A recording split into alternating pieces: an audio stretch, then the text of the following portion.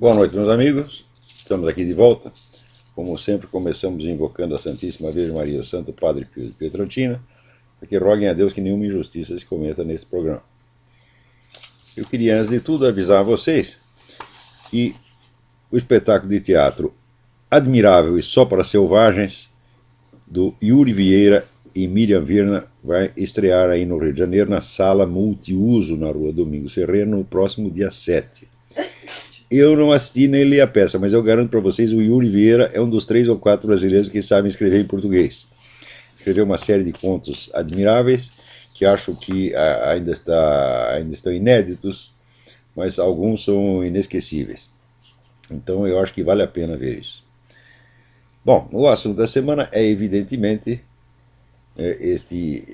a decisão do governo brasileiro de não extraditar o Cesare Battisti. A decisão que era absolutamente inevitável, segundo pelo meu entendimento da coisa. O Lula estava só enrolando para fazer isso bem no finzinho do mandato. Que no Brasil antigamente tem aquele dito racista de que preto, se não caga na entrada, caga na saída. Que preto uma pinóia, meu filho. É brasileiro, brasileiro. Pode ser descendente do que seja, africano, japonês, alemão, polonês. Virou brasileiro, o sujeito aprende a fazer direitinho. E o Lula mostrou, né? E esperou para fazer a cagada final no finzinho do mandato. Tá certo? Cagada, em primeiro lugar, do ponto de vista moral e jurídico. O homem é notoriamente um assassino, não tem desculpa porque ele fez, e justamente por isso o governo brasileiro gosta dele. Sabe que o governo brasileiro adora coisa como Farc, MIR, né? Essa putada toda. Ouviu falar que os sujeito é um terrorista, eles já ficam tudo de calcinha molhada, o ministério inteiro, né? O Lula, então, se apaixonou pelo Cesare Battisti e fez esta cagada monumental. Cagada, em segundo lugar, do ponto de vista diplomático, porque o mundo inteiro está contra, está todo mundo escandalizado. A Itália, então, nem se fala. Na Itália, todos os partidos italianos, mesmo de extrema esquerda, estão chocados com este negócio. Agora, o pior é o seguinte, eles ficam chocados com a coisa, mas os comentários são o seguinte: imagina o Lula, um homem tão equilibrado, tão democrático, o que deu na cabeça dele, né?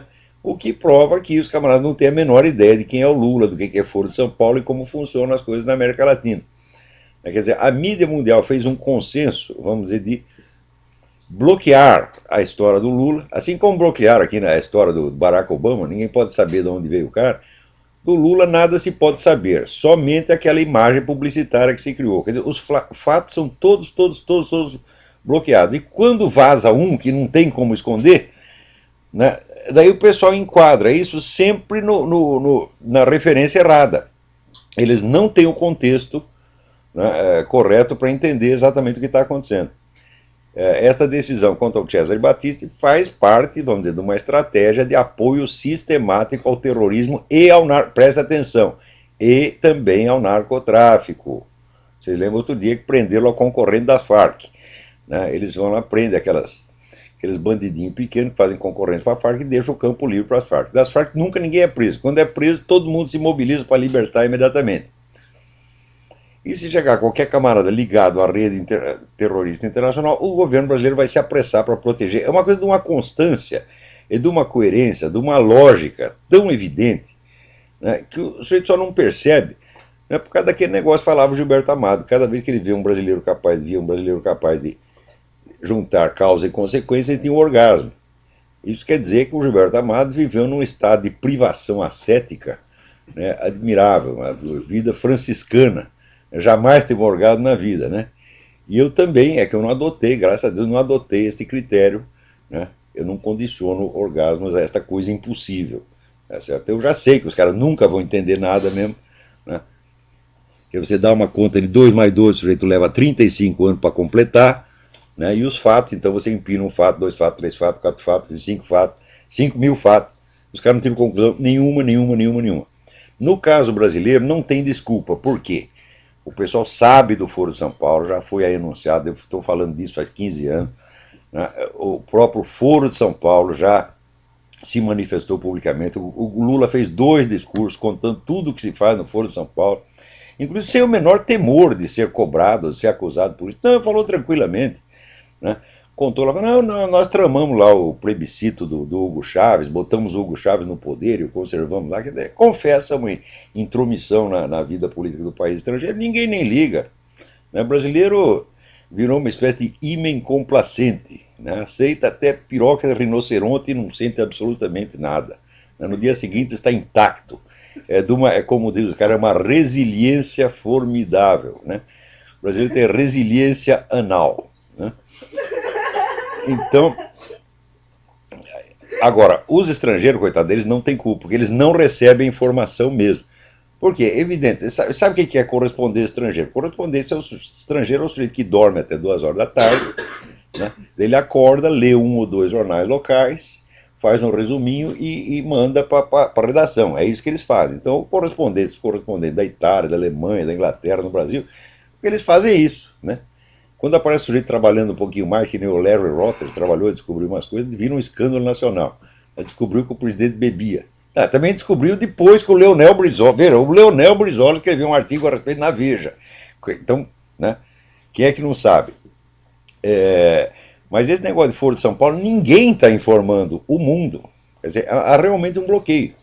Isso aí só se explica pelo fato de que 5 ou 6 potentados, né, que dirigem a ideia de nova ordem, a aplicação da ideia de nova ordem global, compraram todos os jornais da Europa, os principais jornais da Europa, dos Estados Unidos, os principais canais de televisão. Então eles, né, selecionam o que pode sair e o que não pode sair. Né? Então, o Foro de São Paulo continua oficialmente inexistente. E o Lula, né, é uma espécie de. É um Fernando Henrique Cardoso de barba, de acordo com o entendimento deles. Né? Ai, ai, ai. Aqui, vem aqui uma pergunta. Marcelo me pergunta. Professor, realmente eu vi o seu programa, está me ajudando muito, pois sou advogado criminalista e todos sabem que o estudo de direito está ligado ao estudo da filosofia. Em 8 anos de governo do PT, o consumo de drogas aumentou, o tráfico aumentou. Isso está ou não ligado às Farc com o PT ou é coincidência? Não, isso não é coincidência de maneira alguma, porque as Farc têm o monopólio do tráfico de droga no Brasil. Elas entram e saem do Brasil a hora que quiserem, inclusive trocam tiro com um soldado brasileiro na fronteira. E não, quando isso noticia, é uma notinha de 5 linhas na página 325 do jornal, ninguém fica sabendo, pô. Mas existem fontes e a gente tem, vamos dizer, todo acesso a elas. Quer dizer, a atividade das Farc é bastante conhecida. Se você dá uma espiada ali na mídia colombiana, tudo que as Farc estão aprontando está lá, tudo noticiado. Quer dizer, só não fica sabendo quem não quer. Quer dizer, se tem algum correspondente brasileiro na Colômbia, bom, esse não lê nem mesmo o jornal. Né? Então não tenha a menor dúvida. Inclusive, veja, o Brasil é o único país da América Latina em que o consumo de droga está aumentando. Né? Agora, vem aqui o governo do Rio se gabar de que o número de assassinatos e roubos caiu no Rio de Janeiro após as ações que eles fizeram ali no Morro do Alemão. Bom, de um lado tem que cair mesmo, quer dizer, os agentes ali do narcotráfico tiveram que se reestruturar, foram para outros morros, estão tentando reorganizar a bagunça. Então vai começar tudo de novo. Mas mesmo essa diminuição, que foi assim, o número de homicídios diminuiu 14%, note bem, esses caras são cínicos. O número de homicídios diminuiu 14%, mas o número de tentativas de homicídio aumentou muito mais. Então o que houve é que houve mais homicídios fracassados. Né? Isso se explica apenas pela incompetência dos assassinos cariocas. Né? Então, essa diminuição aí que os caras ficam se gabando, isso aí não significa absolutamente nada, nada, nada, nada. Agora, quem é que vai acreditar em Sérgio Cabral, meu Deus do céu? Sérgio Cabral é uma nota de R$32,50. Você aceita se você quiser. Agora, também aqui, outro dia saiu no Diário do Comércio um artigo que eu recomendo para vocês, da Ivone Zeger, pela informação. Quer dizer, eu não sei se eu... não é que eu concordo com o que ela está dizendo, mas as informações são importantes. Diz ela aqui, uma grande revolução pode estar prestes a ocorrer nas normas que regem as relações familiares, caso venha a ser aprovado o projeto de lei número 2285/2007, que cria o chamado Estatuto das Famílias. Ora, você vê que coisa. Antigamente, as famílias, né, e a estrutura familiar era resultado de uma longa evolução histórica. né? Quer dizer, conforme os valores e os hábitos da sociedade, as famílias se estruturavam de uma maneira que, inclusive, que espontaneamente correspondia, vamos dizer, às necessidades socioeconômicas da região. Por exemplo, em certas famílias de camponeses, né? Uma vez conheci uma velhinha mexicana que ela teve 18 filhos, todos homens. E daí ela dizia assim, la necessidade hace parir hijos machos. Quer dizer, ela precisava um monte de homem lá para ficar capinando a terra e então saiu 18 filhos. Agora, se você trabalha no escritório, é um bancário e mora num apartamento de quarto e sala, né, você, muito provavelmente você não vai ter 18 filhos, você não tem nenhum de colocar. Então a família diminui, vira a família nuclear, característica do meio urbano. Isso sempre foi assim. Ninguém disse que a família era para ser assim. Quer dizer, cada um sabe onde ele aperta o sapato. Se você precisa ter 18 filhos ou nenhum. Todo mundo sabe. Agora não, meu filho. Agora a estrutura familiar é inventada por decreto. Quer dizer, o governo diz, agora as famílias são assim, assim, assim, assim. Mas o que é isto, minha gente? É a sociedade que tem que dizer para o Estado o que ela quer. E não o Estado tem que inventar um modelo familiar. Agora, o modelo aqui é muito esquisito, porque, então, primeiro tem a questão das uniões homossexuais, né, que o Estatuto das Famílias propõe que pessoas do mesmo sexo passem a ter seus relacionamentos reconhecidos como união estável. Peraí. Que relacionamento entre as pessoas do mesmo sexo? Vocês vão até aí a Rua Vieira de Carvalho, em São Paulo, e vocês viram aquela fila, né, do cine pornô gay dando a volta no quarteirão. Aquilo ali é uma relação entre pessoas do mesmo sexo. Envolve uns 453 machos. Aquilo ali passa a ser uma união estável, porra? Que palhaçada é esta, né? Vocês viram, se a, a monogamia estável prevalecesse entre os homossexuais, não haveria saunas gays, não haveria cine pornô gay, tá certo? Não haveria clube gay. E, sobretudo, não haveria parada gay, né? Vocês vão lá na parada gay e você vê lá, tá todo mundo se esfregando em todo mundo. Isso é a união estável? Que porcaria é essa? O líder do movimento gay se gaba de ter transado com 500 homens. Com qual ele teve união estável? Com 500? Quer dizer, junta 500 homens, tudo pelado, um mexendo na piroca do outro e diz agora é uma família. O que é isto, porra? Esses camaradas eles inventam uma coisa que é uma gozação sinistra e nos impõe o teatro como se fosse, né, uma coisa real. Então aquele negócio, aparece um homem peludo na sua frente, só porque ele está de sutiã você tem que chamar de senhora. Então você tem que furar seus próprios olhos, né, porque o que vale é o sentimento dele. Ele sentiu que ele é mulher. Então agora você também, o que você, quer dizer, eu vejo, estou sentindo que é homem, mas o que eu sinto não interessa. O que o cidadão comum sente não interessa. Só interessa que a turma do movimento gay e o governo, evidentemente, seu Lula, Dona Dilma, o sentimento deles é uma coisa maravilhosa, gente. Vocês têm que respeitar o sentimento. Então, agora, a união estável também passaram por mudança. Uma delas é a criação do Estado Civil de convivente. O que é um convivente? Né? O convivente é obrigado a ter relações sexuais? Né? Eu já convivi com muita gente, passo a ser membro da família deles agora. Né? O sujeito vem morar na sua casa, passa lá um ano, bom, virou convivente. Né? E daí, outra coisa, tem divórcio do convivente ou não? Porque você sabe, se tem casamento, tem divórcio, pô. Hein? Ou em suma, eu disse para vocês, olha, eu já disse anos atrás, essa ideia de casamento gay, ela veio para bagunçar o direito de família de alto a baixo. Está aqui, agora é a bagunça oficial. Oficial. Olha, seu Lula, nós vamos fazer essa mesma bagunça na sua família. Vamos lá entrar, né? E bagunçar suas relações com a dona Marisa. Você vai ver o que é bom para tosse. Né? Agora aqui, ó. O homem do outro mundo é possível. Né? Líder François Huttard, padre, sociólogo belga, 85 anos, que era candidato a Prêmio Nobel da Paz, né? Ele confessou que ele comeu, não por via anal, não por via oral, um menininho, uns anos atrás, e ele admitiu que, não, comeu não, tocou as partes íntimas do menor em 2 ocasiões. Né? E ele mesmo se qualificou de irreflexível e irresponsável. Né? Que coisa, hein? Você lembra aquele professor que tinha no Brasil, esqueci o nome do sujeito, era um filósofo francês famosíssimo, guru de meio mundo no Brasil. Depois se descobriu que o cara comeu tudo quanto é menininho no Brasil. No Brasil é fácil, meu filho. Comer menininho, menininha, pô, aí é o paraíso do turismo sexual pedófilo. Esqueci o nome do filho da puta. Né? Por falar em filha da puta acadêmico, tá aqui, o professor Marcelo Hermes me manda mais um negócio acachapante aqui. Comparação acadêmica da USP e UNB com 5 universidades top do primeiro mundo. Assim, pelo número de publicações citadas. Porque você publicar trabalho científico não quer dizer nada, né?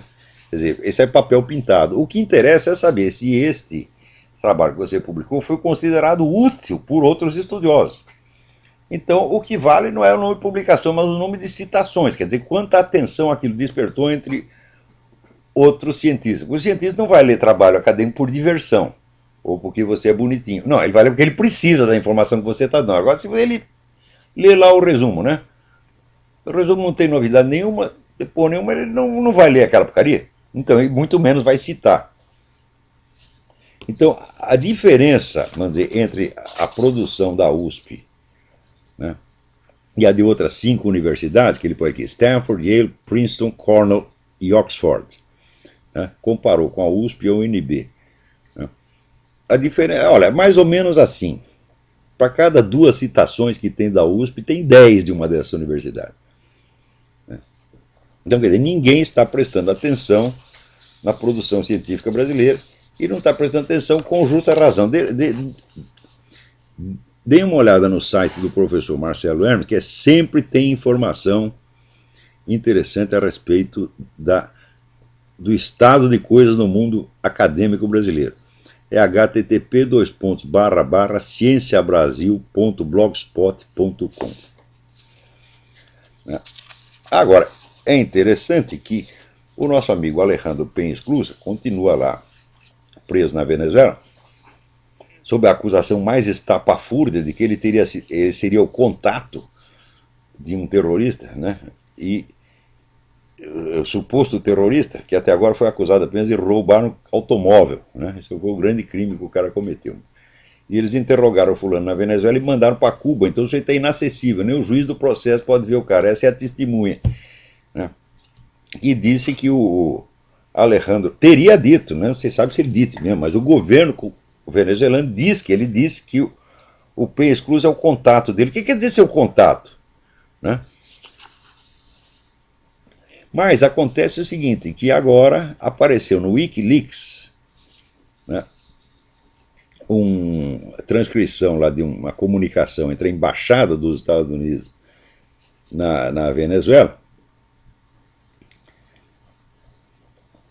onde se informa, isso aí já em 29 de abril de 2009, se informa que o governo boliviano tinha armado um falso complô para, entre aspas, assassinar o presidente Evo Morales e depois culpar seus adversários, entre os quais a União das Organizações Democráticas da América, fundada pelo Alejandro Penha Esclusa. Então, quer dizer, o plano de culpar o Alejandro Penha por qualquer coisa já estava pronto um ano antes dele ser preso. Mais de um ano, ele foi preso em junho ou julho, não lembro direito, de 2010, e em 29 de abril de 2009 já estava pronto.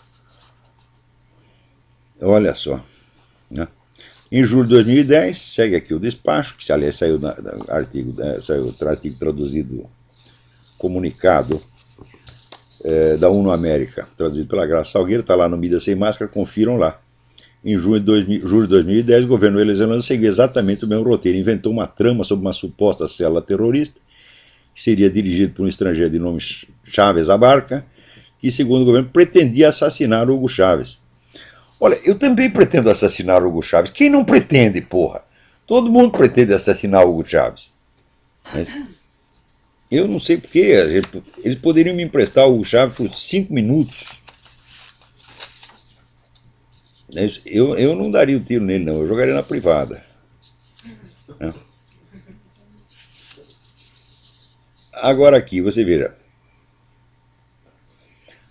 A União Europeia está distribuindo para as crianças da escola um planejador escolar, uma espécie de calendário escolar, né? Onde ali estão assinaladas todas as festividades religiosas, né? O Eid al-Fitr, que é o fim do mês do Ramadã, né? A Hanukkah, a festa judaica, um monte de festas, só não tem o Natal. Quer dizer, o Natal foi suprimido, não é para as crianças saberem que existe Natal.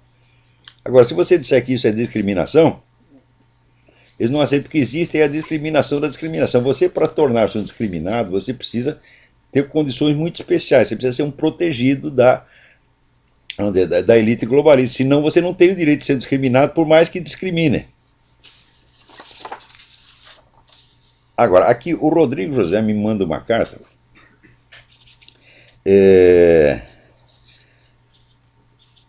sobre a situação da educação universitária no Brasil. Pretendo me formar em filosofia, mas a verdade é que quando somos ignorantes em assuntos que outros dominam, esses outros nos dominam e podem nos manipular. Mas acredito que hoje em dia, mais hoje em dia em ética profissional.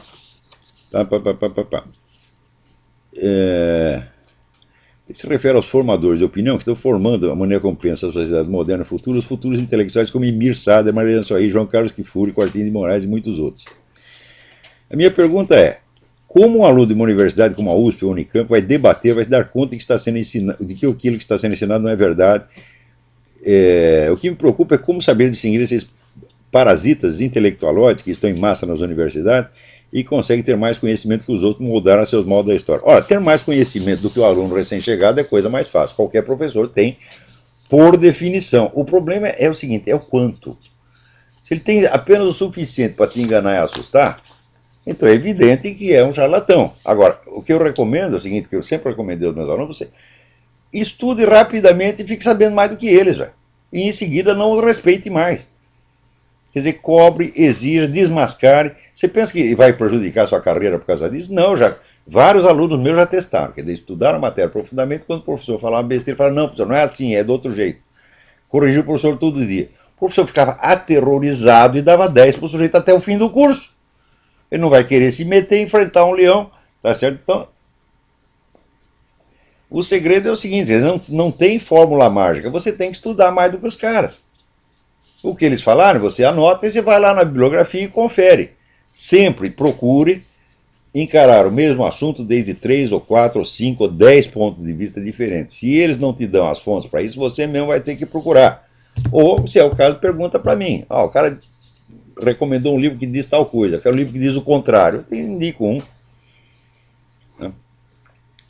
Também aqui, o mesmo Rodrigo José pergunta, qual é a receita para se tornar um bom filósofo verdadeiro intelectual hoje em dia? Fala, olha, as condições da vida intelectual, eu acho que a primeira delas, né, você tem que ter amplitude de conhecimento, quer dizer, você tem que se interessar por todos os campos que são correlatos àquele que mais lhe interessa. Se você está interessado, por exemplo, em letras, você vai ter que estudar história, você vai ter que estudar ciências sociais, você vai ter que estudar filosofia, vai ter que estudar religião, tudo aquilo que dá o contexto do que você está estudando. Mas acontece que é o seguinte, uma vez num curso no Paraná, eu disse aos alunos que, vamos dizer, um estudioso acadêmico, para ele se manter atualizado, ele tem que ler 80 livros por ano. Metade da sala desmaiou, outra metade saiu correndo. Não, professor, isso é muito brutal, 80 livros por ano, né? Então, mas isso aí é o mínimo, isso é o que se deve fazer. Eu lembro do tempo do Zé Guilherme Melchior, o Zé Guilherme Melchior lia livro pra caramba, ele citava todos, botava lá, edição, parte. O pessoal achava ruim. Eles achavam, não, isso aí é exibição. Falaram, mas peraí, eles não sabem nem que você citar as fontes faz parte das obrigações, né, do acadêmico. Então, e sobretudo eles ficavam mordidos porque o Zé Guilherme Melchior tinha lido coisas que eles jamais iam ler na vida. Aí comigo faz a mesma coisa, também cito as coisas, eles ficam mordidos. Né? Daí leva assim, depois eu cito um livro, 10 anos depois aparece um monte deles citando o mesmo livro como se fosse pela primeira vez. Né? Então, a primeira coisa é a amplitude. Segunda coisa, você tem que estudar, sobretudo, os problemas que você sente como problemas verdadeiramente importantes, não só objetivamente na história, mas que são importantes para você. Quer dizer, aqueles nos quais você possa assumir uma responsabilidade pessoal. De modo que você trata esses problemas com a seriedade aquela seriedade feroz com que você trata num problema pessoal, evitando você fingir interesse, aquele interesse fingido, que é só por curiosidade acadêmica ou por exigência curricular. Quer dizer, tem coisa que você estuda só porque o professor mandou, tá certo? Mas tem outras que você vai estudar porque são realmente importantes, porque você sente a importância disso e você decidiu dedicar a sua vida a estudar aquele problema. Com toda a seriedade, você tem que pensar assim, como se o problema fosse um paciente que está na mesa, semi-morto, e você é o cirurgião que vai cuidar. É isso que falta no Brasil. O interesse que as pessoas têm pelos problemas que elas discutem no Brasil é puramente fingido, é só para parecer bonitinho na frente dos outros. Não há um interesse, verdadeiro interesse pessoal. Agora, eu digo o seguinte, como é que um homem de mentira pode encontrar a verdade? Quer dizer, se você não tem uma atitude existencial séria, verdadeira, sincera, tudo o que você fizer na esfera intelectual vai ser tudo besteira, é tudo futilidade, é uma bolha de sabão. Então, o segredo para ser, vamos dizer, um bom filósofo, um bom intelectual, é o mesmo segredo para você ser uma boa pessoa, para ser um bom ser humano, para ser um bom cidadão, é honestidade e sinceridade, acima de tudo. Agora também, outra dúvida aqui, da mesma ordem. O Luiz Felipe Anselmo, ele diz que está organizando a lista do livro para ler, ele está confuso quanto à ordem da leitura. Né? Então, surgem 4 opções dele, os 100 livros que o senhor estipulou no seminário de filosofia. As apostilas do seminário, autobiografias diversas, a história da literatura ocidental do Carpo. Ele quer saber por onde começa. Começa por tudo ao mesmo tempo, Luiz Felipe. Hã? Não tem que, eu não vejo por que ter ordem na leitura. Ordem na leitura não existe. Não existe ordem na leitura e também não existe ordem para escrever. Né?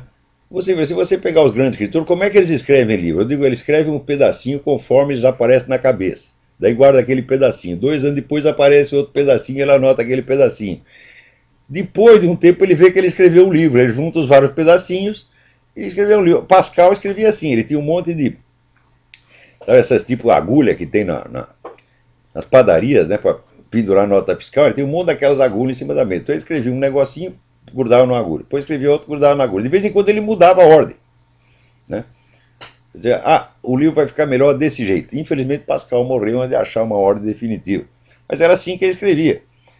Muitos escritores, ninguém escreve um livro com começo, meio e fim. Então, os seus estudos também não tem que ter começo, meio e fim, meu filho. O que interessa não é a sequência temporal, é a ordem estrutural que você dá depois.